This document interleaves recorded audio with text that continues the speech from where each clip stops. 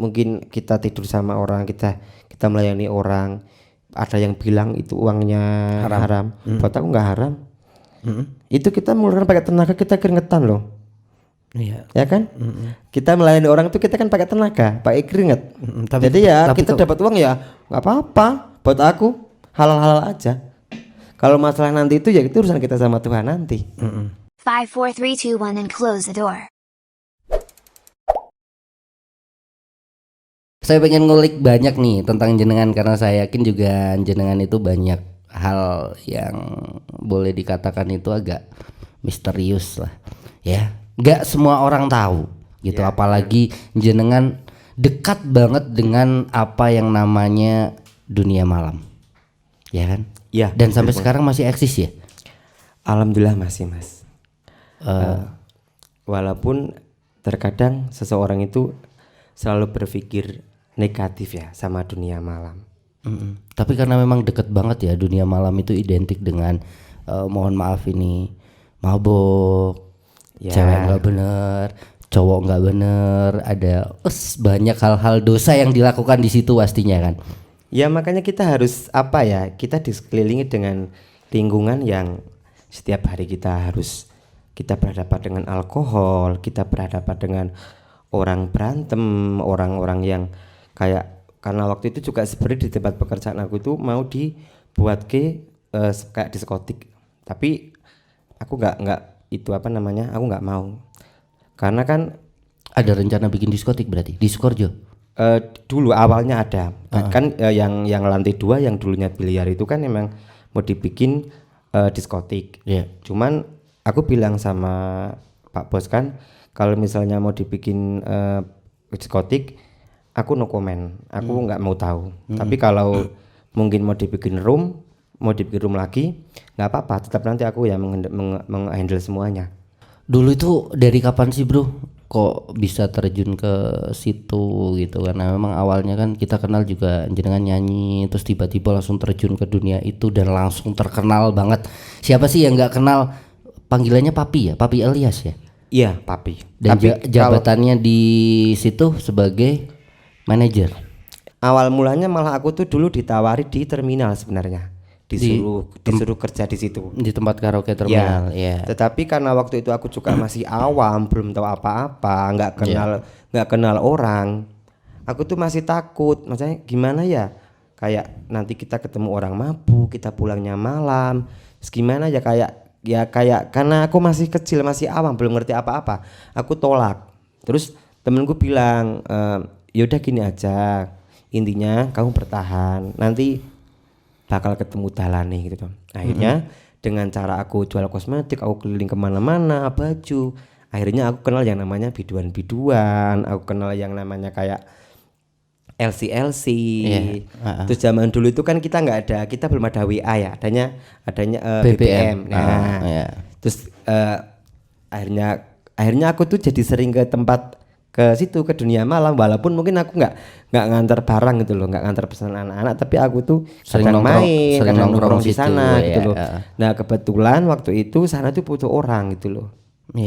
Itu pun aku dulu pertama kali masuk aku masih megang dapur ya. Karena kan kayak dulu kan jualan ada kayak snack kecil kayak French fries, kayak nugget apa itu kan dulu aku yang disuruh menghandle dapur waktu itu. Tetapi kayak akunya pun juga malah kayak menyatu ya di situ ya. Jadi aku nyaman berarti menikmati ya. Jadi aku itu sekarang kalau di sana itu sekarang alhamdulillah dipercaya sama Pak Bosnya itu, tapi aku tuh kan proses, tidak langsung aku tuh langsung. Itu awalnya tahun berapa? Tahun berapa ya? Udah lama kok ya. Zaman BBM berarti 2013 2012. Ya, sekitar itu ya. Karena berarti udah lama banget ya. Ini enggak ada tantangan tersendiri enggak? Saya tuh berpikirnya ketika masuk dunia malam itu, mohon maaf banyak orang yang bilang ini sesat nih gitu, terus pekerjaan yang enggak bener nih gitu, terus banyak ya omongan tetangga, omongan orang itu menganggap kita melakukan sesuatu yang tidak terpuji. Ada enggak yang sampai ke situ?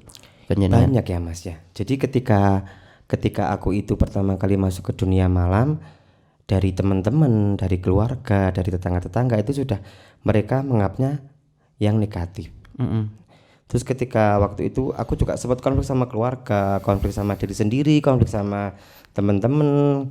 Kenapa kok kamu jadi di situ gitu loh? Iya.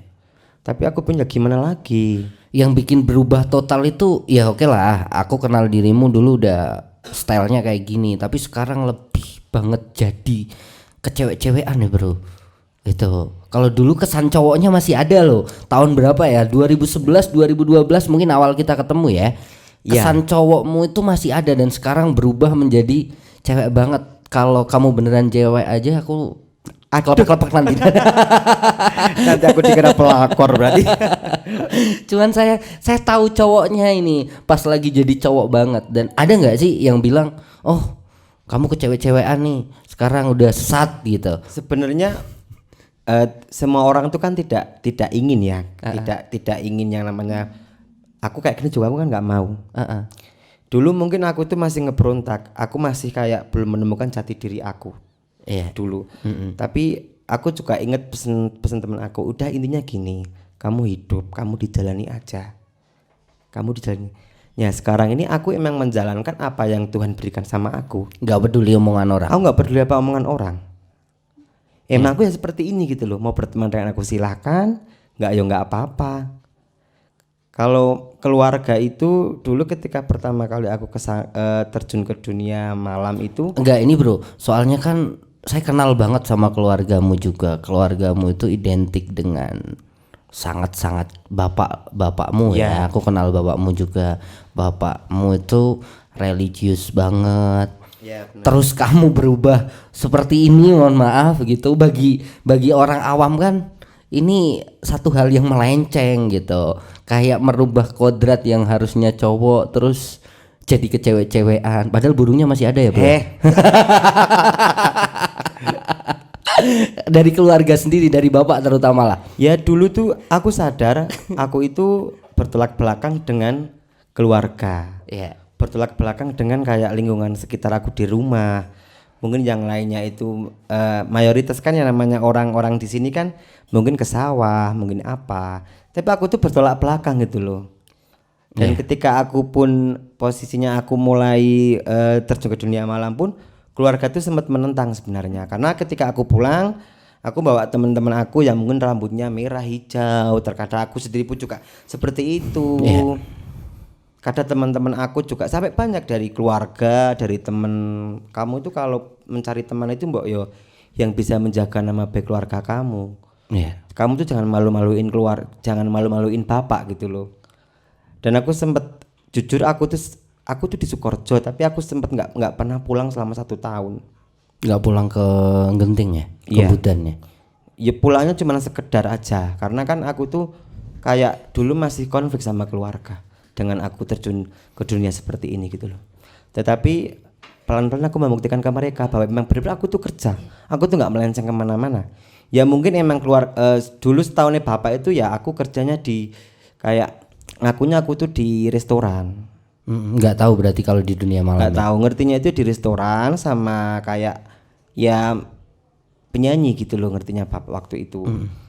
Tapi semakin kesini keluarga juga udah mengerti bahwa oh ya emang aku tuh kerja tuh ya kerja gitu loh, bener-bener kerja.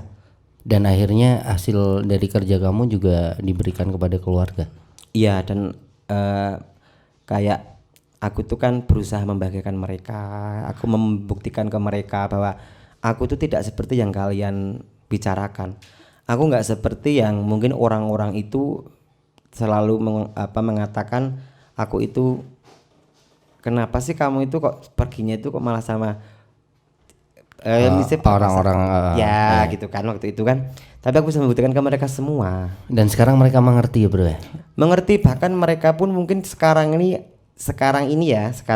mendukung. Yang dulunya mereka itu malah kayak memojokkan aku, mungkin kayak selalu berpikir aku itu yang negatif. Tetapi justru malah sekarang ini mereka itu banyak yang kepengen seperti saya gitu loh.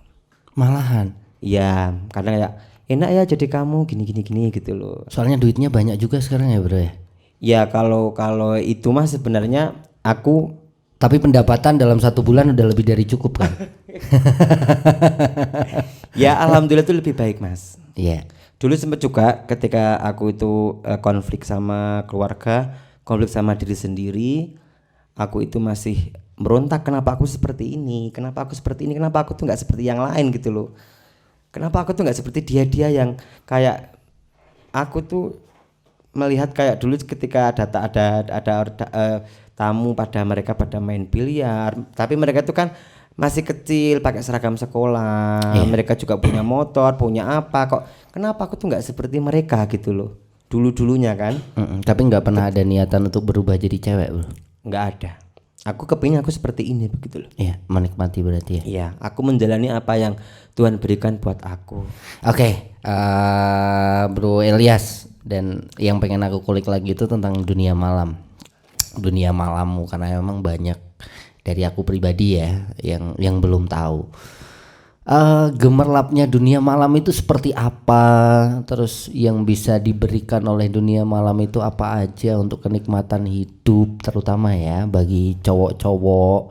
Ini bagi orang-orang kayak Harry juga, Titot, Mas Vidi itu yang seneng ke karaokean ya. Itu banyak hal mungkin yang belum mereka ketahui juga. Kalau di dunia malam itu memang identik dengan kesenangan ya bro ya. Dan kerja di sana pun saya yakin juga jeneng senangan terus ya, senang terus pastinya. Jadi begini, orang itu kan hanya melihat dari salah satu sisi. Ya. Sebenarnya di balik dunia malam yang kita itu mungkin orang melihatnya kita itu glamor, kita itu mewah, kita itu mahal. Ya emang dunia malam itu kan memang mahal. Tetapi sebenarnya banyak air mata mas di situ. Sekarang gini, kita dituntut untuk menyanyi, kita dituntut untuk minum, sementara mereka itu kan nggak tahu kita lagi ada masalah keluarga, kita mungkin lagi pikirannya nggak enak, kita lagi nggak enak badan, kita lagi mungkin kita belum makan atau apa, tapi kita ketika ada tamu kita harus bisa melayani mereka begitu loh. Dengan sebaik-baiknya ya, harus profesional ya. Tapi di belakang itu kan mereka nggak tahu. Oke, mungkin kita di depan tamu kita harus berusaha memberi pelayanan yang terbaik, tetapi di balik itu ketika mereka udah pada pulang, yang setiap hari aku alami, yang setiap hari aku hadapi ya, kadang karena kita banyak minum, kita sakit, kita muntah-muntah, kita sampai ada yang muntah darah, ada apa, itu orang kan nggak tahu. Iya, itu yang tidak diketahui oleh orang-orang ya bro ya. Iya. Dan ini nggak bro, pernah nggak dapat tamu yang rese mungkin, terus nanggepin jenengan itu seperti apa gitu, ada yang usil atau nggak sewajarnya lah gitu. Boleh dibilang kalau tamu seperti itu tamu apa ya, kurang ajar gitu misalkan. Tamu-tamu sering banget. Iya. Tetapi aku juga ya memang karena aku kan untuk ke dunia malam itu kan sudah lama ya. Iya. Awal mulanya aku tuh dulu juga takut mas, kayak ada orang misalnya kayak tamu ngancem aku, nyuruh aku ini, nyuruh aku itu, nyuruh mungkin merendahkan. Ada yang pernah ngajak tidur nggak bro? Nah, ya banyak ya. Tetapi kan kalau di tempat aku itu kita kan bukan di lokalisasi, kita emang murni. Berarti nggak pasang tarif ya? Tidur sekian 1 menit cepet misalkan kayak gitu enggak ya? Kalau ya mungkin kan memang orang itu kan suka berpikir yang negatif kan. Iya. Tetapi kan sebenarnya begini, di tempat aku itu kan bukan lokalisasi. Iya betul. Ya, jadi kita cuma profesional menyanyi. Ketika ada orasi itu misalnya kayak peraturan itu kan kita tidak boleh yang namanya pergi sebelum kita ada ketentuan kan. Jadi sebelum jam 6 pagi kita nggak boleh keluar. Jadi karena emang bener-bener kita itu bertanggung jawab. Banyak yang kadang kayak ngancam, kayak mungkin nggak mau bayar, yang namanya sampai aku dikepung orang pernah hanya karena mereka itu sebenarnya itu kepengen mengajak anak-anak aku tuh keluar, sampai aku juga mau diajak, aku juga ditanya kamu minta dibayar berapa tak kasih gitu loh. Tapi aku tuh kan nggak mau. Aku nerima bayaran oke lah, mungkin mereka nyokok aku bisa menerima uang yang banyak dalam satu itu kan kalau aku mau kan. Tetapi kan di situ kan aku punya tanggung jawab mas. Jadi aku tuh mempertaruhkan, aku itu udah dipercaya sama atasan aku nggak mau mengecewakan beliau. Tapi resikonya gede banget ya Iya, bro. yang namanya sampai diancam juga. Jadi gitu. yang namanya dunia malam kalau kita nggak kuat mental kita nggak bakal bisa. Sekarang di situ aku punya anak 17 orang. 17 orang itu punya karakter yang berbeda-beda. Belum nanti dari operator, dari karyawannya, belum nanti dari tamu-tamunya. Kita harus bisa mengerti ke semua orang gitu. Makanya di situ walaupun mungkin aku tuh lebih muda daripada kayak, kan ada juga LC yang umurnya di atas aku. Tamu-tamu juga di atas aku juga kan. Tapi di situ aku itu harus bisa menjadi orang tuanya mereka. Harus bisa ngomong mereka, harus bisa ya gimana ya namanya. Dan semua bergantung sama dirimu ya, Bro ya. Iya. Terutama LC yang di situ itu semua mengerucut pada dirimu. Iya, ya karena begini juga. Dulu emang awal mulanya ketika aku datang ke situ, aku tuh belum punya siapa-siapa. Aku sendiri, aku sebatang kara, tetapi aku selalu berusaha menghargai orang, aku menghormati orang. Dan alhamdulillah sekarang semuanya itu sama saya itu kenal baik. Semua orang jadi teman, jadi saudara. Jadi ketika mereka mau bikin keributan, ketika ada aku lewat aja, mereka udah nggak jadi pada pekiwo gitu loh. Karena aku juga sebenarnya pernah dipesenin sama bapakku, orang ditakuti itu belum tentu dihargai, tapi orang dihargai pasti ditakuti. Iya, betul banget. Aku mungkin andai kata mungkin ada tamu gimana mau berantem, tetap aku yang kalah. Tetapi karena aku memang tidak, aku berusaha menghargai mereka, walaupun sebenarnya dunia malam itu kadang kita untuk ngomong orang mabuk itu kita merendahkan diri kita sendiri loh. Kita harus nurut, kita harus apa, kita harus ngomong mereka ngomong kasar, kita harus mengerti. Karena dunia malam itu kalau kita nggak punya mental yang kuat nggak bakal bisa. Dan nggak seseneng seperti apa yang dibayangkan ya, Bro. Iya. Padahal kan kalau kita berpikiran secara logis saja sekilas gitu bahwa dunia malam itu tempatnya seneng-seneng. Iya benar. Kalau kita kerja di sana juga pasti akan seneng-seneng ya. Bayangan saya kan seperti itu. Saya kan memang belum pernah merasakan. Jadi kalau saya kerja di sana oke lah, apalagi saya di posisi jenengan, kayaknya saya udah nggak pulang beberapa tahun gitu. Anaknya cewek cantik semua 17 lagi, dan setiap hari kita dikelilingi sama cewek-cewek. Saya, Harry, Titot itu kayaknya udah hamil di sana mungkin ya. Kalau seperti itu. Tapi gini bro, ada nggak sih orang yang terutama di tempat kerja kamu yang minta lebih, yang akhirnya dilayani, misalkan minta tidur gitu ya, dalam tanda kutip ya, tidur, terus dari sana itu memang ada pelayanan seperti itu atau sama sekali nggak ada? Sama sekali nggak ada. Di luar itu juga nggak boleh ya? Juga nggak boleh. Makanya kan kak tadi kenapa aku tuh sampai mungkin mau dibayar, karena mereka sebenarnya itu kan mau nyuruh aku tuh kayak supaya aku tuh melanggar peraturan yang ada. Berarti secara profesionalitas itu cuman nyanyi, udah gitu Udah, aja. nyanyi aja, ya. Kita tidak ada ya. Kalau diajak ke tempat lain misalkan, oke lah kita suka sama suka. Misalkan LC terus kedatangan tamu ya dia suka. Terus oke lah suka sama suka, akhirnya janjian di luar. Kalau itu berarti sudah urusan pribadi, aku no comment. Oh, Jadi ketika beda lagi ya, ya. ketika mereka tuh entah mereka tuh sudah punya suami, sudah punya anak, sudah punya pacar. Tapi kalau untuk kita profesional kerja, walaupun misalnya bapak, ternyata tamunya itu bapak, orang tua kamu sendiri pun kita harus melayani. Karena kita harus profesional. Tetapi ketika emang di situ kan kita menurut mereka cuman kerja, nyanyi, tidak lebih dari itu. Tapi kalau mungkin mereka mau punya hubungan pribadi di luar itu, ya aku no comment. Yang penting tidak pas jam kerja atau pas di tempat kerja aku itu. Berarti manajemen kantor dirimu itu sama sekali secara manajemen nggak melayani di luar itu? Tidak. Ya? Tapi secara pribadi mungkin beda lagi ceritanya. Ya, karena di urusan sini pribadi. ketika operator pun berani deket dengan LC, itu salah satu harus keluar di dalamnya. Ya, maksudnya kayak ada misalkan aku jadi operator nih. Ya. Terus aku kenal LC, Ya. aku jatuh cinta, Ya. pacaran, nggak Ya, boleh. nggak boleh. Salah satu harus keluar dari situ. Kejem banget. Lah karena begini, nanti ketika LC-nya kerja dia cemburu.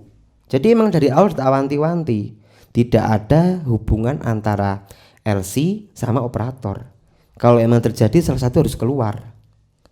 Dan di situ kan ada lantai 1, lantai 2, lantai 3. Dulu juga aku kalau kita nanti musik udah mati, itu tidak boleh ada operator di area LC yang lantai 3.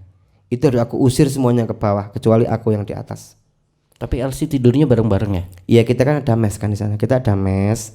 Terus untuk kalau ini nih, kalau kita sesudah musik sudah mati, tamu udah pulang, tidak ada operator di lantai 3 dan tidak boleh ada LC di lantai 2. Jadi emang bener-bener itu di situ tuh bersih. Terus gini bro, LC-nya ini secara legalitas bisa dipertanggungjawabkan nggak oleh manajemen? Oh, Takutnya gini loh, banyak kan orang yang tiba-tiba jadi LC, tahu-tahu dia buronan, terus sebagai tempat pelarian saja. Tapi manajemen lo ini menerima LC itu harus ada legalitas yang benar-benar terpercaya nggak? Atau asalkan cewek yang penting memenuhi kriteria daftar jadi LC diperbolehkan di sana terus tinggal di mesnya. Kalau aku tuh begini, ketika ada orang mau kerja menanyakan bahwa persyaratannya apa aja kalau untuk kerja jadi LC, aku bilang di sini kita tidak pernah yang namanya memandang latar belakang orang.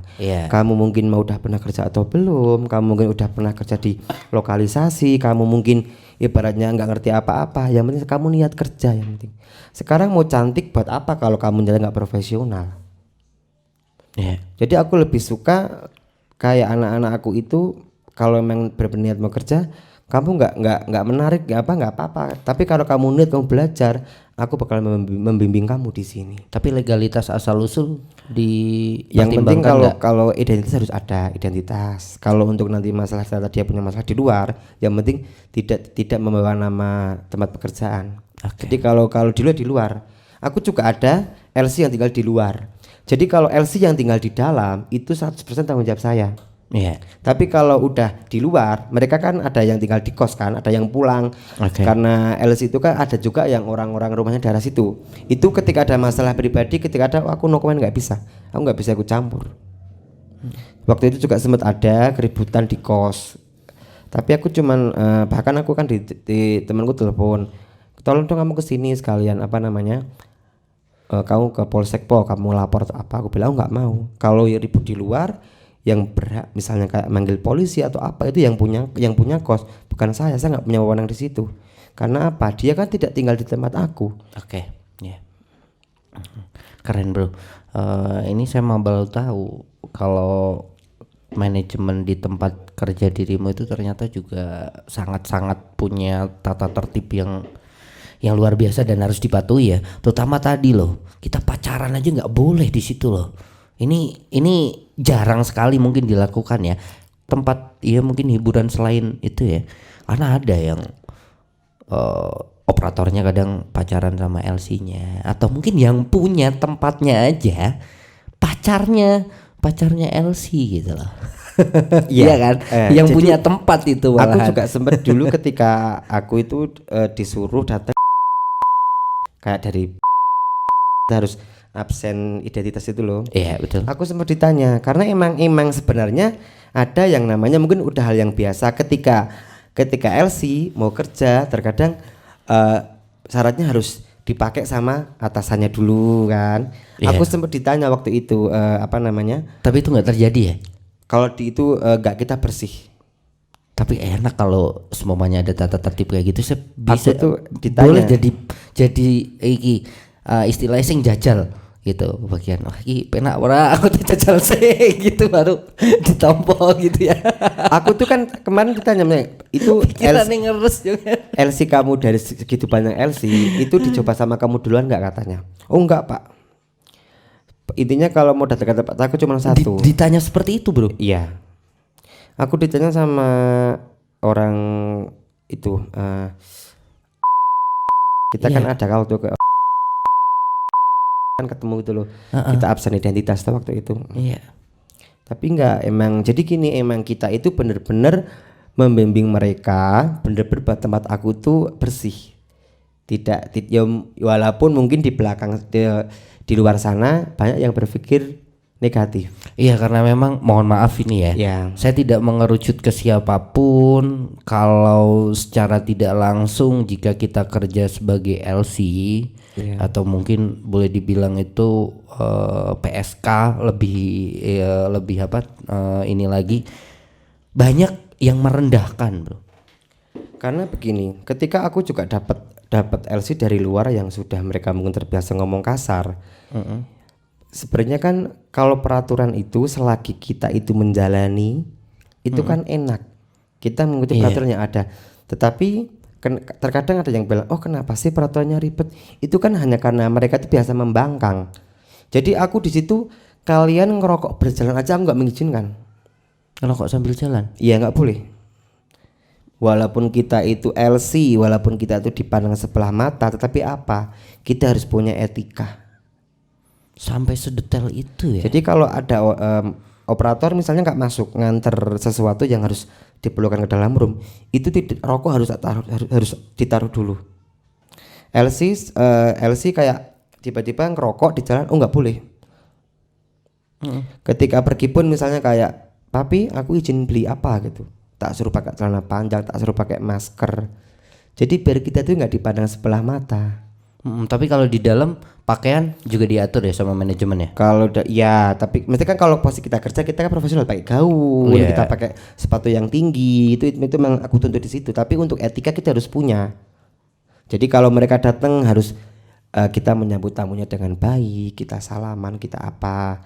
Terus ketika pulang pun juga kita harus bisa menyampaikan terima kasih supaya mereka itu datang lagi ke tempat kita. Tapi nggak dianggap ribet tuh sama anak buah jenengan gitu ketika banyak aturan di manajemen, aturannya juga ini dibilang itu nemen banget lah kalau ngerokok jalan sambil jalan itu nggak boleh. Ya memang baik sih secara etika akan orang akan berpikiran lebih sopan, lebih punya attitude gitu. Kalau keluar jangan pakai gaun yang pendek, harus pakai celana mungkin akan lebih baik. Tapi tanggapan dari para LC, para anak buah jenengan itu nggak keterlaluan itu. Ya awalnya mungkin sepertinya gini, di sana itu juga aku kan ada LC yang lama, sudah ada 3 tahun 4 tahun. Sebenarnya kalau kita yang mengikuti kita enak-enak aja kok, kita kan terbuka. Apa terbuka, kita pamit, kita ngomong, kita apa. Kalau misalnya kayak orang-orang yang merasa kayak oh kok peraturannya ribet ya, itu kan karena mereka pembangkang saja. Tapi kalau yang lain-lainnya buktinya baik-baik saja. Ada yang bertahan sampai 5 tahun, sampai 4 tahun juga banyak di sana. Ada yang dulu juga udah pernah cuti karena mungkin menikah, akhirnya kesana lagi juga ada. Iya. Jadi emang kenapa aku tuh mengajari mereka supaya kayak ketika kita ada karnaval, aku juga ikut karnaval.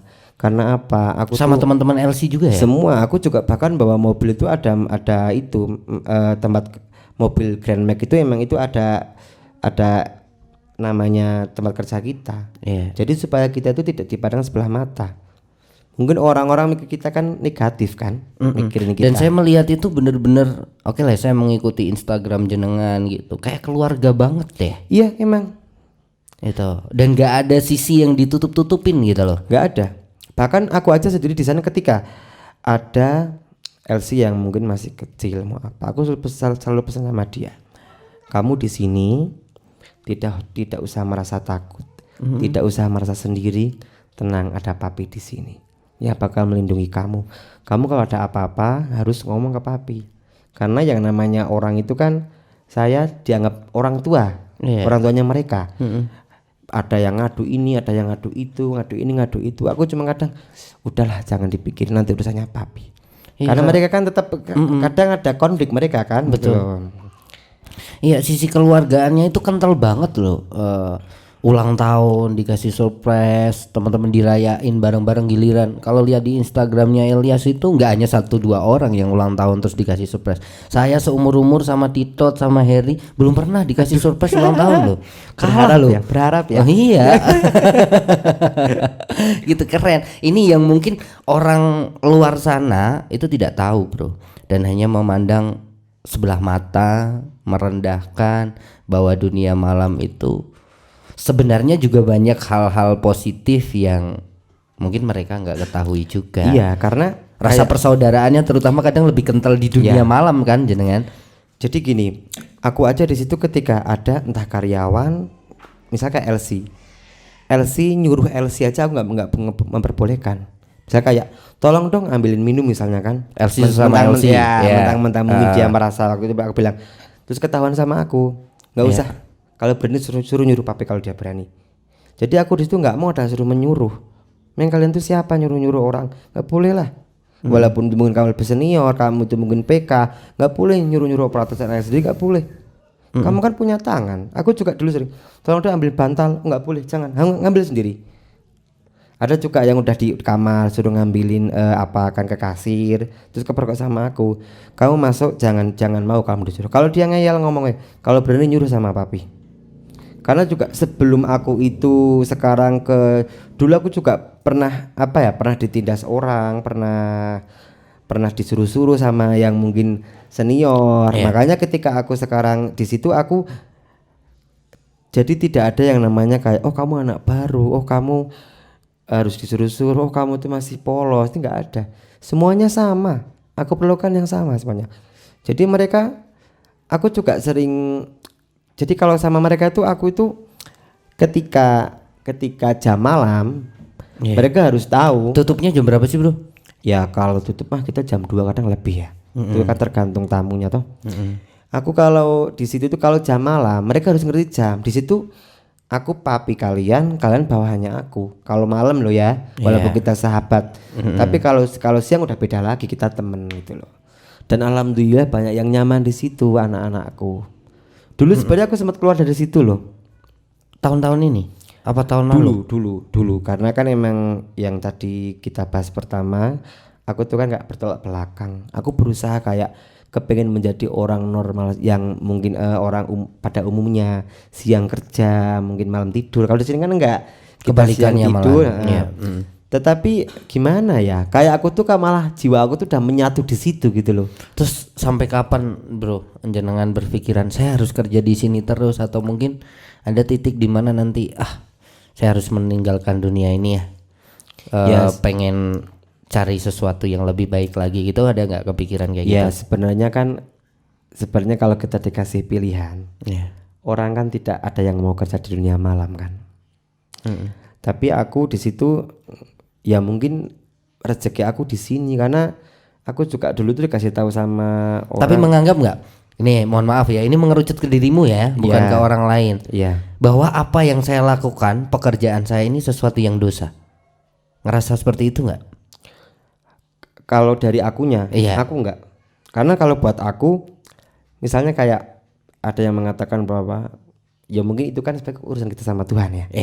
Kayak orang yang kerjanya tidur sama orang, mungkin kita tidur sama orang, kita melayani orang. Ada yang bilang itu uangnya haram. Buat aku enggak haram. Itu kita mengeluarkan pakai tenaga, kita keringetan loh. Ya kan?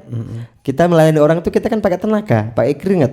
Jadi kita dapat uang ya nggak apa-apa. Buat aku halal-halal aja. Kalau masalah nanti itu ya itu urusan kita sama Tuhan nanti. Itu kerjaan yang enak malahan bro. Kita nggak tahu juga kan di balik. Mohon maaf ya, kita tidur sama orang, bukan saya membela jenengan juga gitu. Kita berpikir secara realita. Ketika kita kerja, misalkan aku sendirilah kerja sebagai PSK. Terus uang dari jerih payah aku berikan ke anak-anak aku, ke keluarga aku. Ini juga sesuatu yang positif loh. Ya kan? Daripada anak-anak kita terlantar nggak makan. Iya memang. Jadi kalau misalnya kayak banyak yang mengomentari, ya banyak sih mengomentari kehidupan dunia aku kan. Tapi kan mereka tuh kan tidak tahu. Kita kerja. Contoh begini mas, aku tuh terkadang kalau ketemu orang selalu berusaha kayak kalau aku punya aku ngasih. Tetapi ketika aku tuh kadang ngasih orang tua, walaupun sedikit, aku tuh alhamdulillah tuh malam itu dapat ganti lagi. Betul. Walaupun aku dulu sempat ditentang loh mas. Salah satu saudaraku pernah bilang begini, kamu udah habis berapa yang kayak beliin orang tua itu, tolong itu diambil aja, nanti tak ganti sama aku karena duit kamu tuh nggak halal gitu loh. Keluarga aku ada yang ngomong seperti itu. Tetapi orang tua ternyata dulu juga sempat adik aku itu kayak mungkin ada yang bujuk-bujuk ya, kamu jangan ketemu sama itu gitu. Tetapi karena dia tuh tahu aku tuh kerja murni kerja, aku tidak kriminal, aku tidak yang namanya melanggar kayak misalnya aku tuh mungkin main-main kayak barang-barang terlarang itu. Betul. Tidak merugikan orang lain. Iya, tidak merugikan orang lain dan dia juga tahu gitu loh. Aku kerjaan seperti ini. Makanya dia percaya. Aku juga bilang sama akhirnya keluarga percaya karena emang aku tuh bener-bener kerja. Mungkin yang namanya orang ketika waktu itu kamu kenapa sih malah melindungi keluarga kamu aja gitu kan. Tetapi keluarga yang dulunya itu bertolak belakang akhirnya mereka bisa menerima, bisa mengerti. Oh mungkin emang jalannya seperti ini. Bahkan aku juga sering dikomentari kayak bapak, mbak tolong rambutnya dong jangan merah gini karena kan bapak kan termasuk orang yang itu kan di kampung kan. Iya betul. Tetapi sekarang dari teman-teman aku, dari keluarga aku semuanya juga udah pada mengerti. Aku juga bilang sama orang tua, ketika aku seperti ini, aku mungkin pakai ini, pakai itu, aku mungkin berlebihan, yang mungkin nggak sewajarnya orang cowok pakai, aku pakai kayak kadang aku pakai blazer, pakai shawl ketika kerja. Itu emang kebutuhan. Kalau aku nggak seperti ini, gimana aku tuh mau? Aku harus menarik gitu loh. Betul. Ya. Karena itu kan termasuk modal juga buat aku. Akhirnya mereka mengerti. Sekarang bahkan teman-teman aku yang dulu-dulunya itu kayak memojokkan, banyak yang mau ikut, banyak yang itu. Cuman kan aku kan emang nggak mau. Bukannya apa-apa. Aku mending nanti punya anak buatnya aku nggak kenal mas.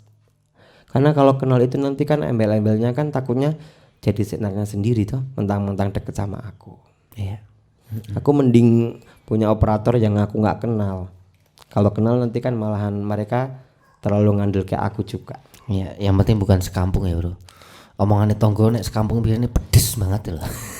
Loh, iya namanya tetangga ya. Aku kan? juga heran gini. Saya yakin itu dirimu banyak loh, banyak dan aku rasa dirimu tuh orang yang kuat. Nggak semuanya sekuat dirimu. Ketika melakukan hal yang sudah dibilang ini sesuatu hukum yang sudah ada di masyarakat dan itu disalahkan secara tidak langsung loh. Iya. Pekerjaan dirimu kan ini menjadi kontroversi, Bu. Ini salah atau benar kan kebanyakan masyarakat menyalahkan. Ya, benar. Dan hujatan-hujatan yang banyak itu dari saya yakin nggak hanya dari orang kampungmu, mungkin teman-teman dekatmu itu banyak sekali dan kamu kuat. Ini yang saya salut. Saya aja sendiri nggak mungkin kuat gitu loh. Dengan seperti itu. Dulu apa ya yang namanya tetangga ya? Kita kerja nggak punya apa-apa, mereka menanyakan kemana uangnya. Iya. Kan kita kerja pakai perhiasan, dikira pamer. Kan? Dapatnya dari mana? Ya, Halal atau enggak? ya. Gitu kan? Tapi kalau aku sengaja, aku misalnya kayak beli, aku sengaja aja kalau ada orang yang komentarin aku. Terkadang aku tuh kan kalau kemana-mana, entah itu teman deket, entah itu mungkin operator, entah mungkin cenderung aku tuh kan lebih sering pergi sama cowok. Yeah. Dan itu pun juga banyak konflik waktu itu. Tapi kan apa ya? Orang itu kan nggak tahu apa yang terjadi di aku gitu loh. Orang itu nggak pernah ada nggak kata-kata, ini si Elias nih sukanya sekarang udah sama cowok nih, nggak sama cewek gitu. Banyak yang seperti itu ya. Banyak yang ngomong. Tapi aku nggak pernah memperdulikan mereka. Aku biarin aja. Dan saya yakin jenengan tahu batasannya untuk diri jenengan sendiri ya. Iya, karena aku gini mas, aku kan punya adik perempuan, aku juga punya adik cowok. Walaupun mungkin orang itu memandang aku sebelah mata, terkadang juga ada yang mungkin mau kenal sama aku aja itu menghindari yo ada. Nggak mau kenal sama kamu, ada yang kayak nggak mau kenal sama kamu, kamu kan terlalu apa ya? Mungkin kan kayak mereka tuh ya ada juga yang kenal tapi disuruh pura-pura nggak kenal ketika datang. Jadi aku tuh masih ingat orang itu. Ketika teman-teman kita kenal teman, tapi ketika yang namanya aku ada orang aku menyambut mereka kan, dia bilang gini, bilang aja kita nggak kenal. Ada juga. Tapi menurut dirimu kepribadiannya ini kan boleh dibilang jenengan itu kepribadian ganda ya Dan? Ya kan, cewek iya, cowok iya. Tapi menurut dirimu lebih besaran mana? Lebih besaran ceweknya atau cowoknya? Secara kepribadian total keseluruhan lah, gitu. Ya apa ya? Dua-duanya. Yo 50-50 lah ya. 50-50 ya. 50-50 ini. Itu karena keren aku kadang misalnya kayak contoh ya, aku pergi pakai kendaraan bermotor. itu tidak ada spionnya aja aku merasa aduh kok aku nggak cantik ya nggak ada spionnya gitu loh kadang. Iya. Kadang aku pergi aku terlalu polos nggak pakai apa-apa. Ah nggak cantik aku bilang gitu. Setiap pergi berarti make upan bro? Kalau make up aku enggak. Ya kayak mungkin sekedar perawatan ya emang kita semua pakai ya kan.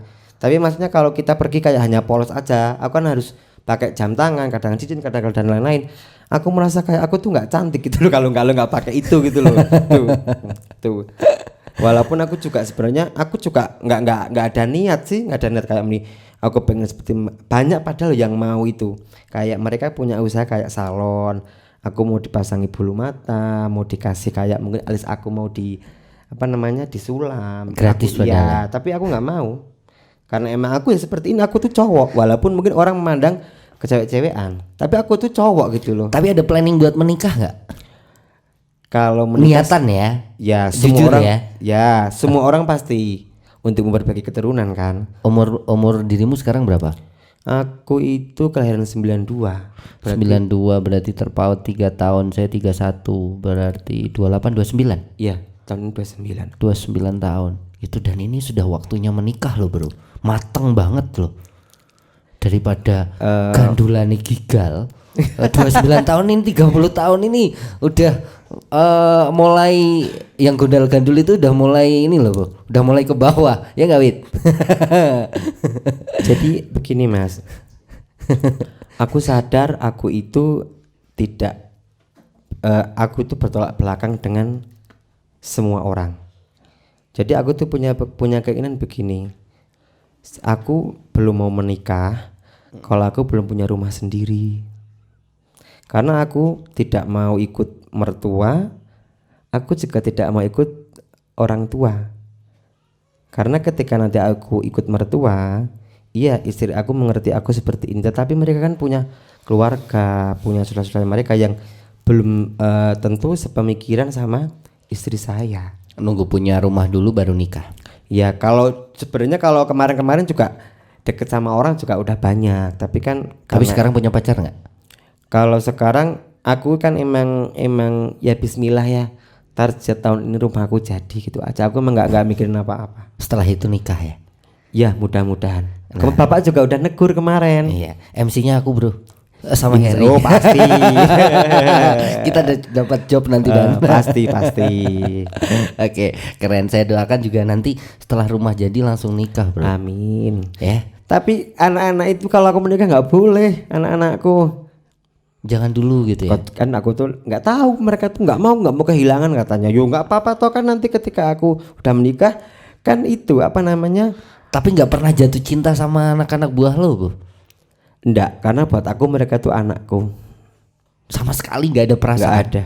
Dirimu tuh deket banget, saya tuh sampai iri. Kalau saya di posisimu udah tak cemegi karuan pokoknya itu loh. Rangkulan, pernah ada. pangku-pangkuan ini loh. Pernah ada. Iya. Dulu pernah ada yang dekat. Kalau mau lihat Instagramnya di Elias Cup ya atau siapa ya? King Elias.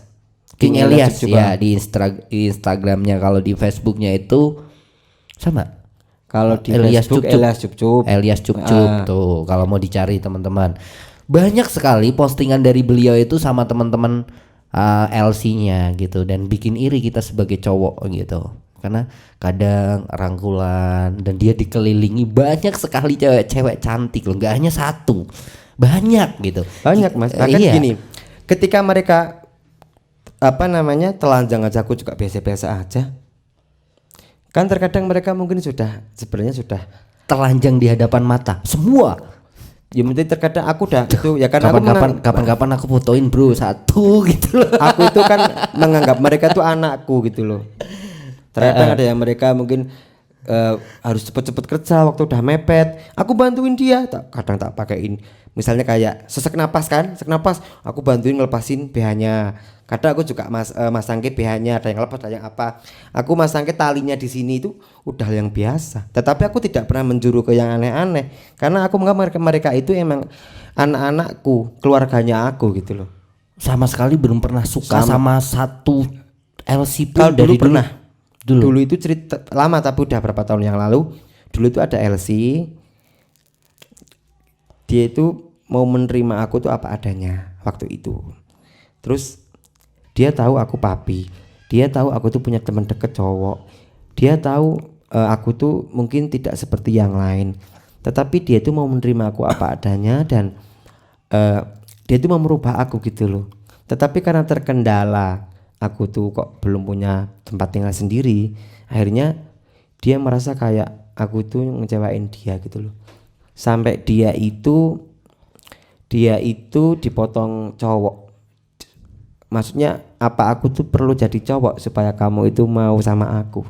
Sampai segitunya. Iya, saking cintanya dia sama aku. LC di tempat lo kerja juga. Iya, dulu itu tapi dulu udah lama banget. Aku bilang, aku bukan seperti itu. Sekarang kalau misalnya kayak masih tanggung jawab aku tuh masih banyak. Aku harus ngebesarin adik-adikku waktu itu kan. Karena kan emang di antara bahkan aku tuh kan emang belum ada ketika si cewek itu mengungkapkan seperti itu. Apa aku itu perlu jadi cowok supaya kamu tuh mau sama aku? Karena memang belum ada niatan untuk membina rumah tangga. Karena apa?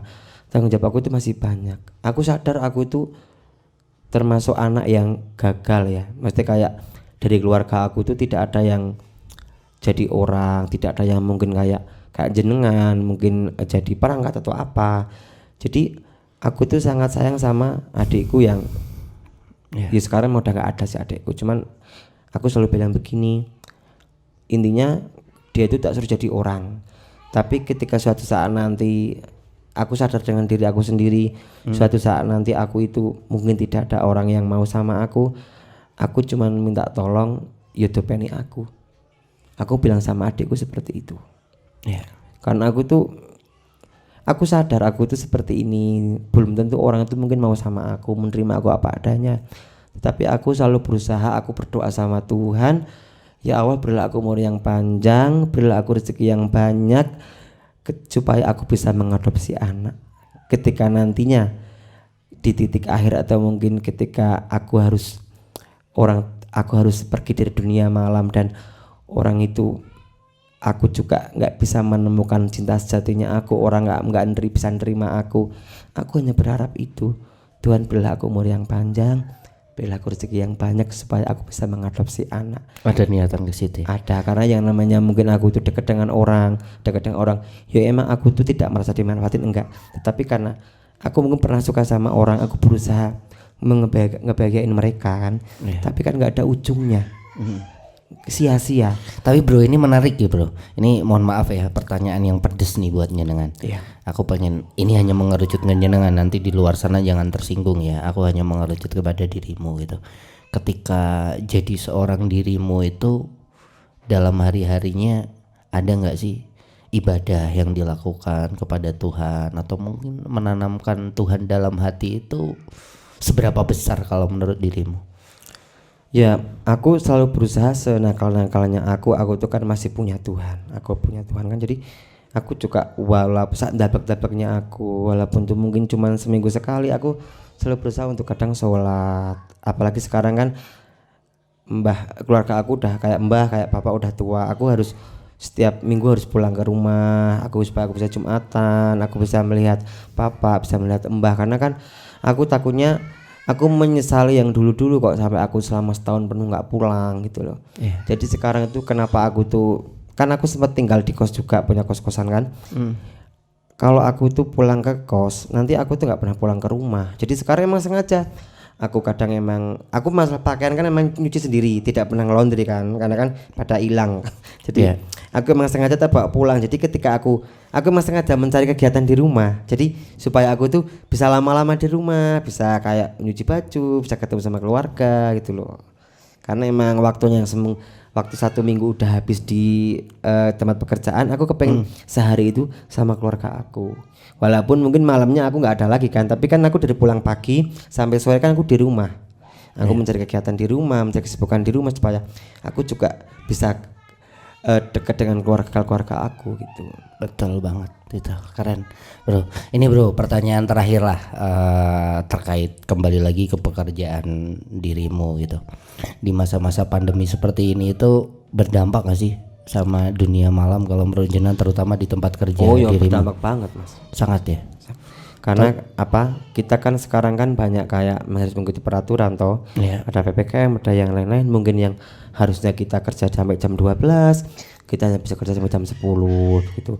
Kalau untuk dampak tetap semua orang kayaknya dampak deh dengan adanya pandemi seperti ini. Ya, kerugiannya banyak banget ya bro ya. Karena memang Ya kalau aku orangnya mah kayak apa namanya? Ketika sekarang mungkin kita tapi bisa berhadapan survive ya untuk dengan- teman-teman LC, ya dirimu juga gitu, karena memang yang hanya mengandalkan di tempat kerja lo misalkan gitu. Iya. Teman-teman bisa bertahan hidup ya dengan adanya COVID seperti ini. ya kita kembali gini Mas. Atau ada yang ini apa namanya banting setir dari teman-teman.